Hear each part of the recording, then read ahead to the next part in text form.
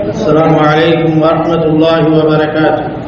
إن الحمد لله نحمده ونستعينه ونستغفره ونؤمن به ونتوكل عليه ونعوذ بالله من شرور أنفسنا ومن سيئات أعمالنا من يهده الله فلا مضل له ومن يضلل فلا هادي له وأشهد أن لا إله إلا الله وأشهد أن محمدا عبده ورسوله. أما بعد فقد قال الله تعالى بالقرآن العظيم: أعوذ بالله من الشيطان الرجيم. بسم الله الرحمن الرحيم. يا أيها الناس اتقوا ربكم الذي خلقكم من نفس واحدة وخلق منها زوجها وبث منهما رجالا كثيرا ونساء واتقوا الله الذي تساءلون به والأرحام إن الله كان عليكم رقيبا. يا أيها الذين آمنوا اتقوا الله حق تقاته ولا تموتن إلا وأنتم مسلمون. يا أيها الذين آمنوا اتقوا الله وقولوا قولا سديدا يصلح لكم أعمالكم ويغفر لكم ذنوبكم ومن يطع الله ورسوله فقد فاز فوزا عظيما. அளவற்ற அருளாளனும் நிகரற்ற அன்புடையுமாகிய எல்லாம் வல்ல ஏக இறைவனின் இனிய திருநாமத்தால் இந்த திருமண உரையை ஆரம்பம் செய்கிறேன். எல்லாம் வல்ல ஏக இறைவனால் அனுப்பப்பட்ட நபிகள் நாயகம் ஸல்லல்லாஹு அலைஹி வஸல்லம் அவர்கள் மீதும் அன்னாரை பின்பற்றிய உத்தம சத்திய சஹாபாக்கள், தாபீன்கள், தபா தாபீன்கள், குறிப்பாக சமுதாயத்தில் உள்ள அனைவர்கள் மீதும் இந்த திருமணத்திற்கு வந்திருக்கிற நம் அனைவர்கள் மீதும் இந்த ஏக இறைவனின் சாந்தியும் சமாதானம் உண்டாகட்டுமாக. கண்ணியத்திற்குரிய எல்லாம் அல்லாஹ்வின் நல்லடியார்களே, அல்லாஹ் சுப்ஹானஹு வ தஆலா நம்மை மனித சமுதாயமாக படைத்த அல்லாஹ் ஒருவனை மட்டுமே வணங்க வேண்டும் என்பதற்காக அல்லாஹ் நம்மை படைத்திருக்கிறார். இந்த உலகத்திலே நமக்கு அல்லாஹ் தஆலா ஈமானை கொடுத்திருக்கிறார். இந்த ஈமான் கொண்ட மக்களுக்கு அல்லாஹ் ரப்பல் ஆலமீன் உலக மக்களுக்கெல்லாம் திருமணம் என்கின்ற ஒரு உறவை இறைவன் கொடுத்திருக்கிறார். திருமணம் என்கின்ற இந்த உறவு என்பது உலகத்தில் வாழுகின்ற எல்லா மக்களுக்கும் கொடுக்கப்பட்டிருக்கிறது. இது அல்லாஹ்வுடைய அத்தாட்சி என்று இறைவன் திருமறை குர்ஆனிலே கூறுகிறார்.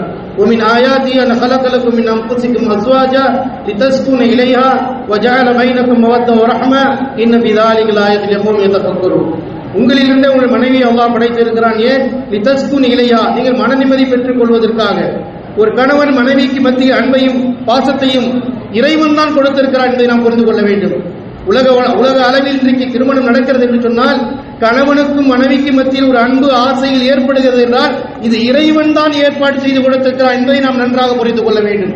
அல்லாஹ் கூறுகிறான், வஜஅல பைனக மவத்தா வ ரஹ்மா, அவன்தான் உங்களுக்கு மத்தியில் அன்பையும் கருணையும் உண்டாக்கி கொடுத்திருக்கிறான். இறைவனுடைய கருணை இருப்பதின் காரணமாகத்தான் உலகம் முழுவதும் இந்த திருமணங்கள் நடைபெற்றுக் கொண்டிருக்கின்றன. அந்த திருமணத்தில் அல்லாஹ் தஆலா அன்பையும் பாசத்தையும் வழங்கி இருக்கிறான். எனவே அன்பிற்குரிய அல்லாஹ்வின் நல்லடியார்களே, அப்படிப்பட்ட திருமணத்தில் அல்லாஹ் தஆலா ஆண் மக்களுக்கு கட்டளை இருந்தான், வாத்துன் நிஸா ஸதகாத்திஹின் நிஹலா, நீங்கள் திருமணம் செய்வதாக இருந்தால் மணமகளுக்கு அவருடைய தேவையை கொடுத்து மகர் கொடுத்து திருமணம் செய்ய வேண்டும் என்பதை குர்ஆன் நமக்கு எடுத்துரைக்கிறது. இஸ்லாமிய மார்க்கத்தின் ஷரியத்தில் ஒரு மகளை திருமணம் செய்வதாக இருந்தால் அந்த மணமகளுக்கு மகர் கொடுத்து திருமணம் செய்து கொள்ள வேண்டும் என்ற வழிமுறையை இஸ்லாம் நமக்கு வலியுறுத்தியிருக்கிறது. அதே போன்று நபிகள் நாயகம் ஸல்லல்லாஹு அலைஹி வஸல்லம் அந்த திருமணத்திலே மணமக்களுக்கு வரக்கூடிய மக்களுக்கு விருந்து உபசரிப்பை மணமகனின் விருப்பி இஸ்லாம் கொடுத்திருக்கிறது. அதே போன்று நபிகள் நாயகம் ஸல்லல்லாஹு அலைஹி வஸல்லம் திருமணத்திற்கு வரக்கூடிய மக்கள் அந்த மணமக்கள் புதிய வாழ்க்கையை ஆரம்பிக்க இருக்கிறார்கள். அந்த வாழ்க்கையிலே பரக்கத்தும் அபிவிருத்தியும் ஏற்படுத்துவதற்காக அல்லாஹ்வுடைய தூதர் ஸல்லல்லாஹு அலைஹி வஸல்லம் இந்த உம்மத்திற்கு அழகிய ஒரு துஆவை கற்றுக் கொடுத்தார்கள்.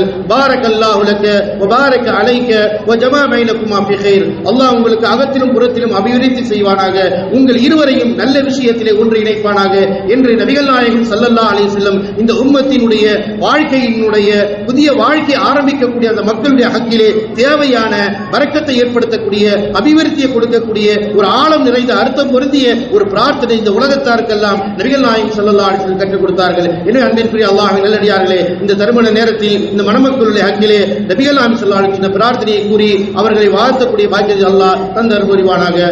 ஆமீன். வாஹிர் தஅவானா அல்ஹம்துலில்லாஹி ரப்பில் ஆலமீன். அஸ்ஸலாமு அலைக்கும் வரஹ்மத்துல்லாஹி வ பரகாத்துஹு.